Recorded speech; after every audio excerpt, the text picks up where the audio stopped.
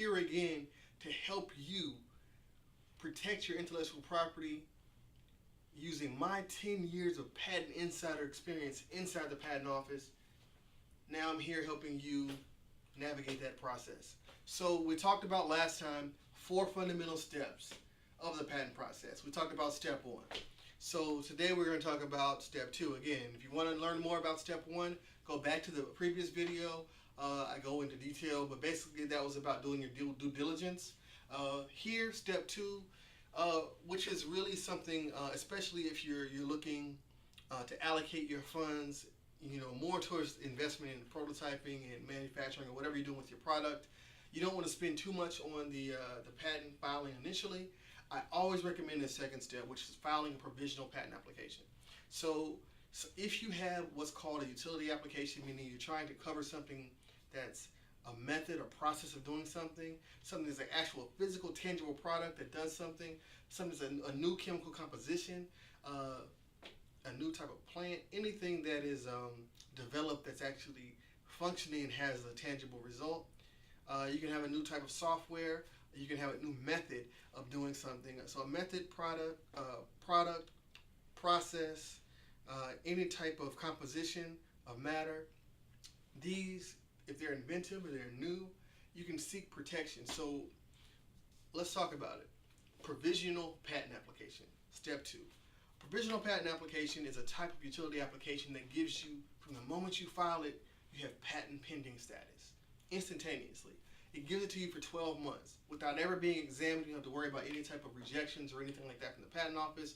You file it, you get it back, and some people do it themselves. I mean, it's something that gives you, if you want to focus on trying to see if your idea is good enough, and if your idea you can leverage your idea with a manufacturer or a larger company, you want to try a licensing deal, provisional patent is definitely the way to go. Now, one mistake that people often make here is being unexperienced with the process. They'll just put together a document, a couple of pages that really focus on what their idea does, and file that as a provisional. That's insufficient in many ways. One is that if you're trying to leverage your idea in the beginning, you definitely want to make sure that you have it done in a strategic way, in a professional way. Why do I say that?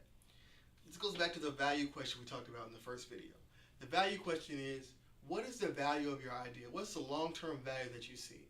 Do you have $1 million idea? Do you think your idea, if it was actually marketed, if it was actually put in the right hands, if it got before the public and he had an engine behind it, that it would make you millions of dollars in royalties? If that's the case, if you're thinking about 3 to 5 years, I'll be, raking in hundreds of thousands or $1 million or so on this product, then you have to think about the patent process, protecting your intellectual property more strategically. You want to think about, if that's what I have the potential to gain, then what is it worth to me to actually do this the right way? Not try to cut corners or shortchange myself, but do it the right way. Work with someone that has that insider experience, that can give me value, that's not going to give me a ton of billable hours and just take all the money that I have, the funds I have for this. You want to have someone that can write your provisional application in a way where it's almost like a full utility application. As close to it as possible. It's not going to have necessarily claims in it, but you want professional drawings, you want professional language, legal language, you want someone to consider the whole scope of the potential of your product, you want someone to consider the whole, all the possible variations of your invention or innovation. So this is how I approach drafting provisional applications. And I think when you're looking at pitching to an angel investor or pitching to a startup incubator, realize the only thing that you have other than the actual work that you're doing in your product, if you even have a mock-up or something at the time or a prototype, if you don't have that, the only thing you have really is your idea. And the value you give that idea has to be really done well in the provisional patent application. Especially investors are going to want to see that before they invest their funds with you. And if it looks like something you did it,